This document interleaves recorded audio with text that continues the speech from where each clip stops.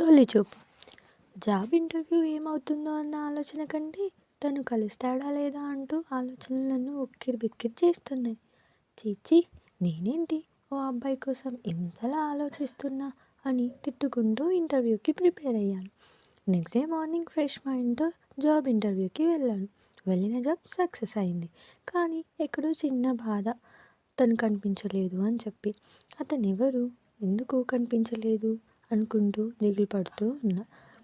Next day morning అమ్మ డ్యూటీకి వెళ్తూ కొన్ని బట్టలు ఉన్నాయి, ఈ ఒక్కసారికి ఉతికేయి అంది.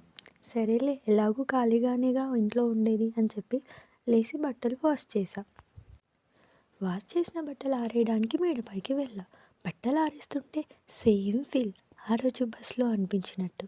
అరే, నీకు వేరే ఏం పని లేదా, ఊరికి తన ఆలోచనలేనా, ఎందుకు ఇలా భ్రమపడుతున్నా అని అనుకుంటూ బట్టలు ఆరేస్తున్నా. ఎంత నన్ను నేను కంట్రోల్ చేసినా నన్నెవరో చూస్తున్నట్టు చాలా స్పష్టంగా అనిపిస్తుంది. వద్దు అని అనుకుంటూనే చుట్టూ చూస్తున్నా. దూరంగా ఒక బిల్డింగ్ పై కొంతమంది అబ్బాయిలు ఉన్నారు. వాళ్ళ ఫేస్లు అంత క్లియర్గా లేవు, కానీ అందులో ఒక ఫేస్ నా వైపు టర్న్ చేసి ఉంది. నీకు వేరే పని లేదా, ఊరికే తన గురించి ఎందుకు ఆలోచిస్తున్నా అని అనుకుంటూ కిందికి వచ్చాను.